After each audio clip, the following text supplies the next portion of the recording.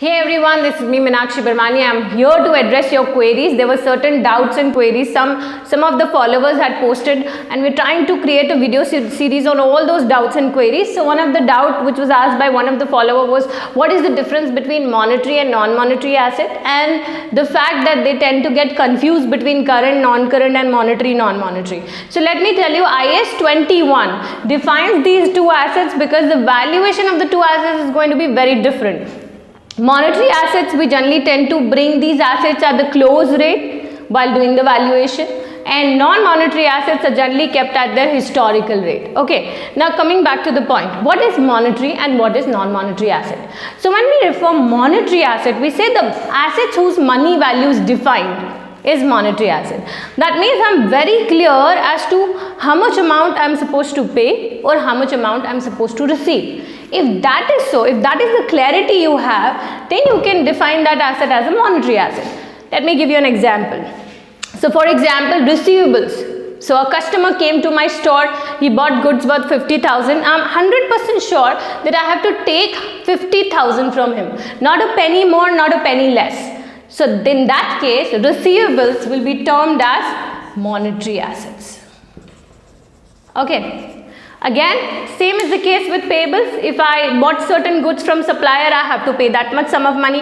Even if supplier is supposed to levy certain penalty or interest, I am very clear about the amount of the interest or penalty which will be levied. So even the payables will fall under this category. Now because of these two assets and liabilities, students tend to get mixed up between monetary and current assets. Let me tell you, all monetary assets are not current assets. Right? And I'll give you a reason for that. So say for example, inventory. Inventory is a current asset, but inventory is not a monetary asset, because if you have inventory worth 50,000 in your warehouse, you're not sure whether I'm going to get 50,000 by selling this inventory or I'm going to get little more or little less. Because we are not sure about the monetary value of inventory, we'll put it under the category of non-monetary asset. So inventory will fall here. Similarly, land and building, plant and machinery. So entire lot of PPE, property, plant, equipment, intangible assets, everything is gonna go here. But again, when I talk about bank loan, so if a bank has given you advance due certain loan of, say suppose 50 million for the period of 20 years, so that's a non-current liability. But again, you're sure about the monetary value. You know exactly how much EMI you're supposed to pay. You know exactly how much amount you're supposed to pay. So that is covered under the category of non-monetary or monetary asset. So that's non-current liability. So that particular bank loan will be covered under monetary asset, because you're very clear as to how much amount you're supposed to pay, how much amount of interest you're supposed to pay, and if you delay the payment, how much is the penalty you're required to pay.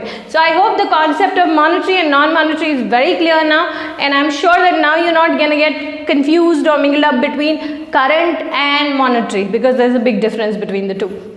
So in case you have any further topics on which you want us to prepare some short videos like this, please feel free to drop in your comments in the comment section below, and we'll be more than happy to help you. All the best for your exams. Take care, stay blessed, and in case you have any queries and doubts, feel free to contact us at 900 1010 199. That's our helpline number. Thank you.